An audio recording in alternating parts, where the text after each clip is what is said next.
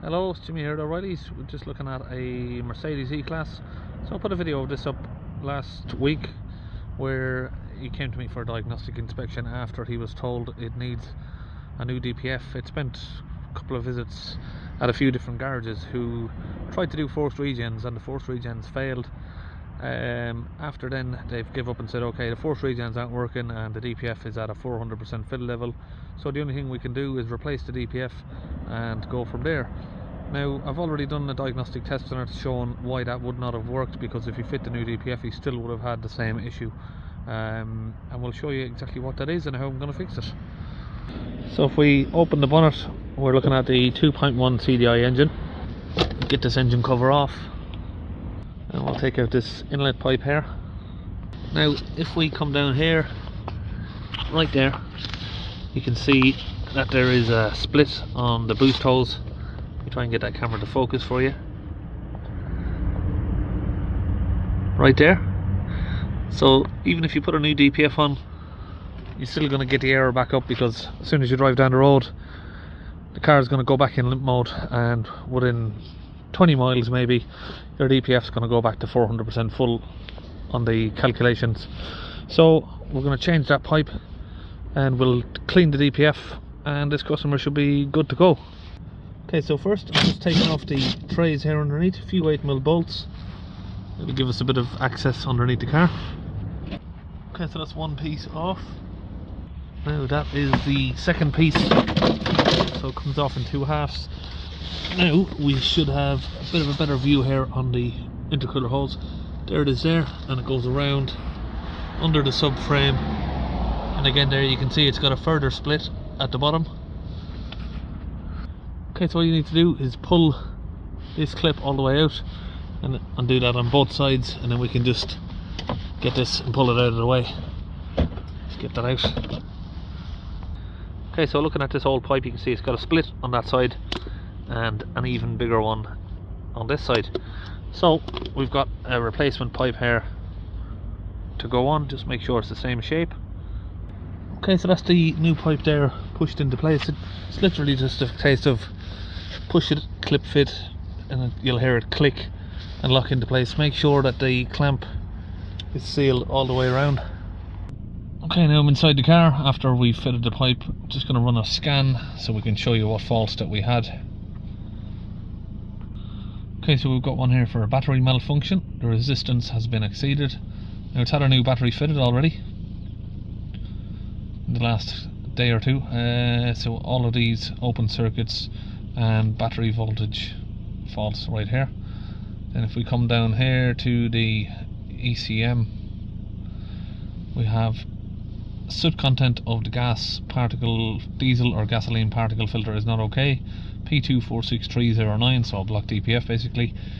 And a P010106 mass airflow has a malfunction. There is an algorithm fault. Now, of course, it's not usually the fault you'd get, but there's going to be a fault with the airflow when you've got a massive split in the boost hose. So we'll now get this sorted out. So inside the car we have a DPF pressure of around 20 millibars,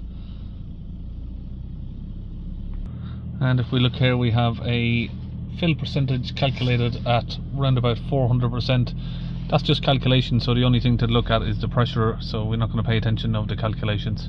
Now if we hold the revs on the car up at 3000 RPM, we have 130 HPA, which is the same as millibars, or if you convert that to PSI it's about 2.5 PSI.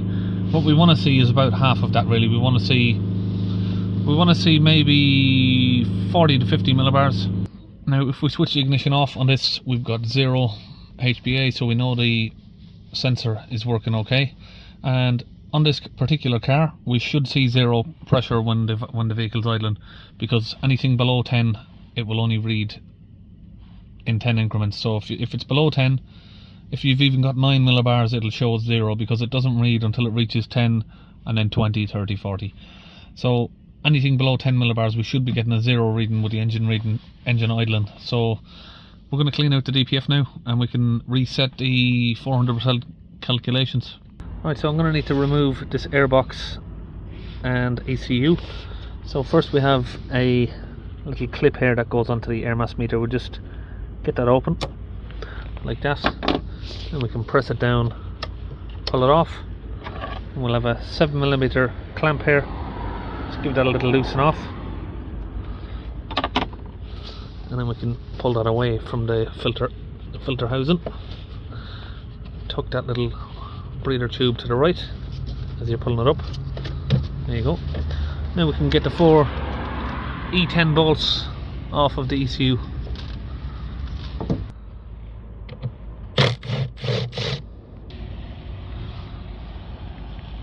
E10 bolts.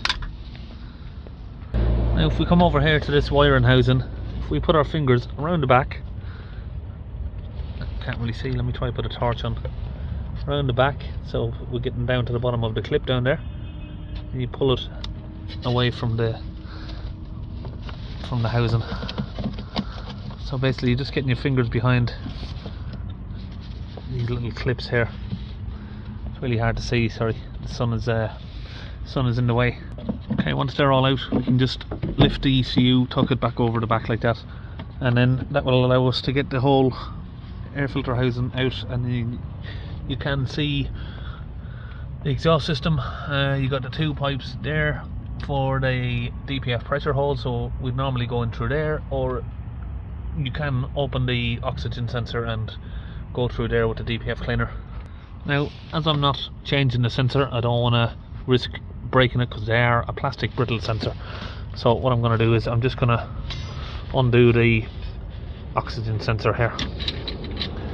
So that's loose. I've just used a little tool there to open that, and we can get that loose. Then we'll inject in and through here at 130 psi our DPF cleaner.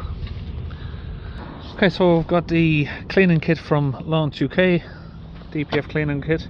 That's the fluid and that's the gun that it comes with. Got that now connected down into the DPF. That's connected to my compressor at 130 psi, and we can squeeze the trigger and get this pushed in.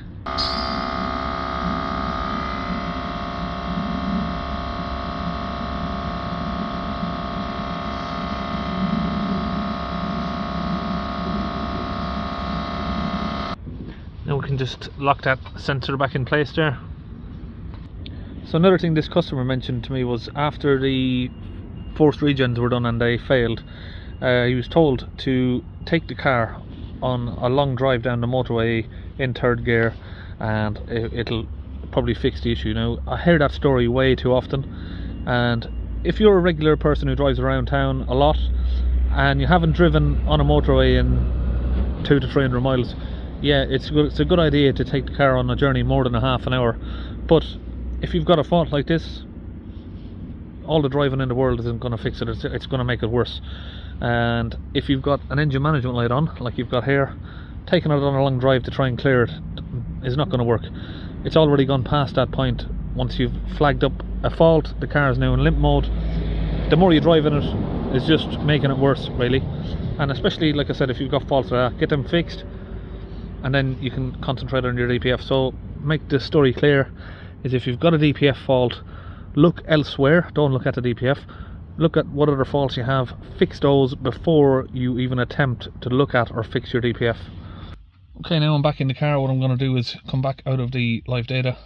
I'm going to go to special functions, teach-in process, and we're going to do the drift compensation. I'll always do that on a DPF reset for these. Where's it gone? Here.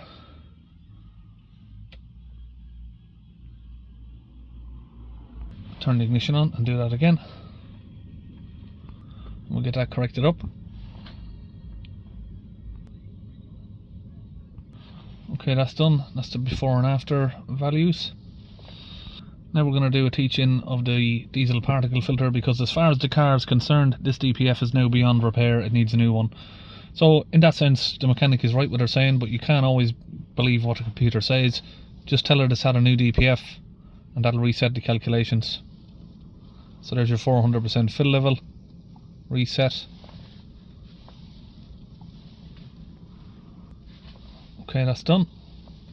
And this is the launch Euro Tab 3 scan tool. Then we'll go back to data stream, check the diesel particulate filter, fill level and DPF pressure. So fill level is now 0%. We'll start the engine up and hold the revs at 3000 RPM. Now because I've done a reset, it is going to go past 3000, so you just got to hold it as close as can to it. Then we'll get our live data up here. We'll keep an eye on the DPF pressure. And if we look at the back of the car, we're going to see a lot of vapour. Now that's not smoke, it's just vapour from a hot exhaust with fluid inside. We'll hold the revs here now for somewhere between 2 to 5 minutes and all of that should clear away. And then if we look at the live data here, we'll see this start to come down in 10 increments. So 130, 120, 110, 100, and you can see it's coming to 90, and then 80, 70, 60, 50. So we'll hold the revs here until this drops to 40 or 50 millibars. And that usually takes around about 1 or 2 minutes to do that. Okay, so we're now down to 60 millibars. We're going to take the car for a drive. Okay, now if we look at the speed of the car, the power should have returned.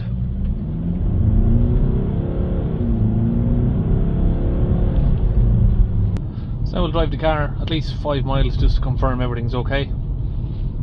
Okay, now the test drive's done and that's all fine. What we do now is just go in, check the fault codes, make sure they're all cleared. Now for the rest, we're going to turn the engine off, ignition on, turn that radio down, and the rest of these faults were for the battery. It's had a new battery already fitted, so we're just going to clear all of the voltage related faults. Almost done on that. A few more down here. And that is it, all done. Okay, that's it, all finished, and I'll see you on the next video.